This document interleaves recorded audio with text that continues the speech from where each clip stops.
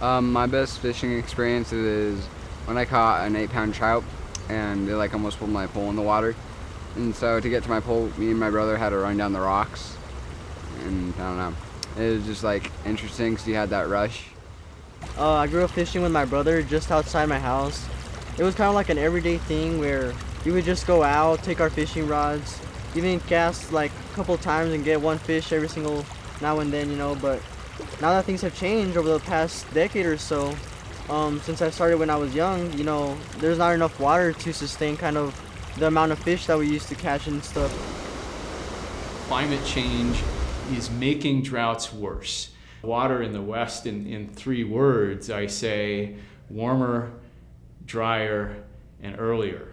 Warmer, drier, earlier means more stress for human uses of the rivers and also fish and other aquatic organisms. Our native cutthroat trout can't tolerate temperatures in the streams that are too warm, and so they'll suffer, and so you'll have probably worse fishing in a year like this. We'll expect some reaches of those streams and rivers to actually dry up because they've been over allocated. There won't be any fish and no fishing in those reaches. We should expect not every year to be this bad, but more years like this.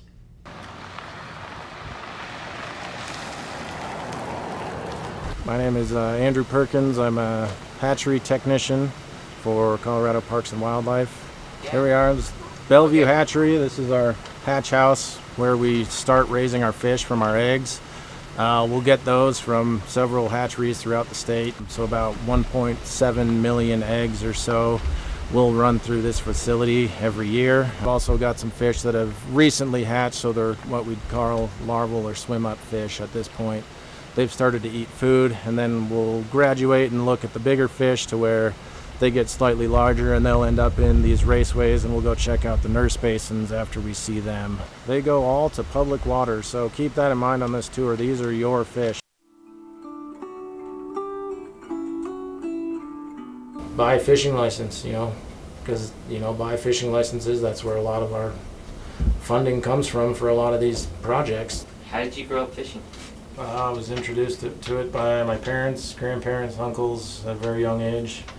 Basically, as soon as I could walk, I said, here's this fishing pole, and loved it ever since.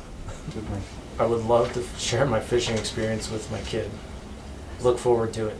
It's one of my favorite things to do. I hope he likes it. I think it's important to teach kids about nature and the ecosystem. Fishing is one way to do it for sure. Yes, I am concerned that changing water levels would affect my ability to share fishing with my son. Fishing is important to me is because me and my dad used to fish at this pond, and back then we used to go fishing a lot, and that's sort of a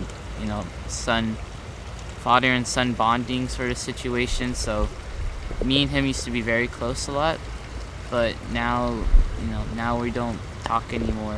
I would say what got me into fishing is just having a good time with my dad. It was up where Hooter Canyon is at, and that river over there was a really good place for us. It kind of had some bad memories from us, but yet good memories, because that's where my oldest brother used to like going fishing at, and now he's not with us, so we usually like walking that river. Fishing has always been important to us. It creates a connection to the natural world and our families.